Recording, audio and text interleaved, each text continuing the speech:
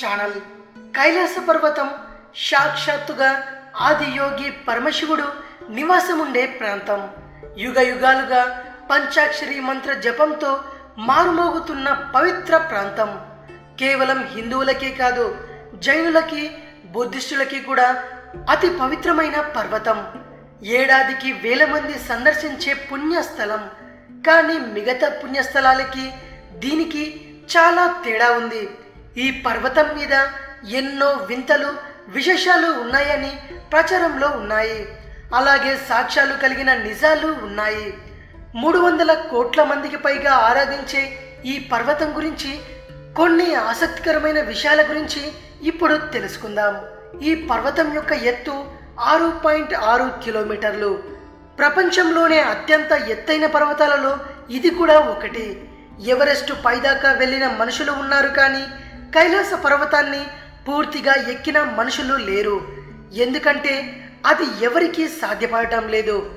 జీవితంలో ఎలాంటి పాపాలు చేయని వారే ఈ పర్వతాన్ని పూర్తిగా ఎక్కగలరని ప్రయత్నించిన విదేశీయులు చెబుతుంటారు. ఈ పర్వతం ఎక్కడానికి ప్రయత్నించిన ప్రతి ఒక్కరి కంప్లైంట్ ఒక్కటే: మ్యాప్లో టార్గెట్ లొకేషన్ సెట్ చేసుకుంటే అది ఎప్పటికప్పుడు మారిపోతూ ఉంటుందట. ఇది టెక్నాలజీకి కూడా అంతుపట్టని విషయం. కైలాస పర్వతానికి దగ్గరగా వెళితే మన వెంట్రుకలు, గోళ్ళు చాలా తొందరగా పెరుగుతాయట.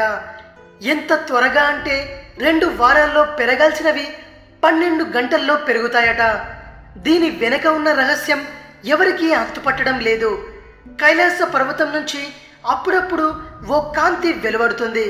ఇది భక్తులు చెప్పిన మాట కాదు. ఇటు భారతీయ సైనికులు, అటు చైనా సైనికులు చెప్పిన సంగతి. ఈ వింత సైన్స్కి కూడా అర్థం కావడం లేదు.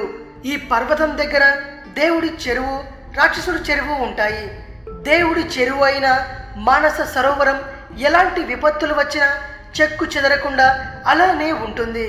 దాంట్లో నీళ్లు చాలా స్వచ్ఛంగా ఉంటాయి.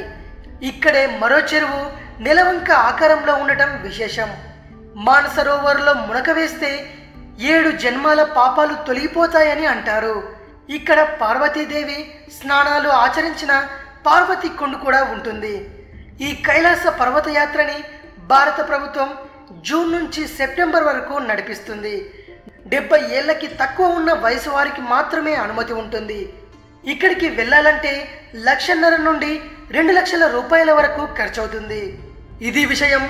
మరిన్ని ఇంట్రెస్టింగ్ వీడియోస్ కోసం రీమిక్స్ కింగ్ ఛానల్ని సబ్స్క్రైబ్ చేయండి. మరో వీడియోతో మీ ముందుకు వస్తాను. అంతవరకు సెలవు.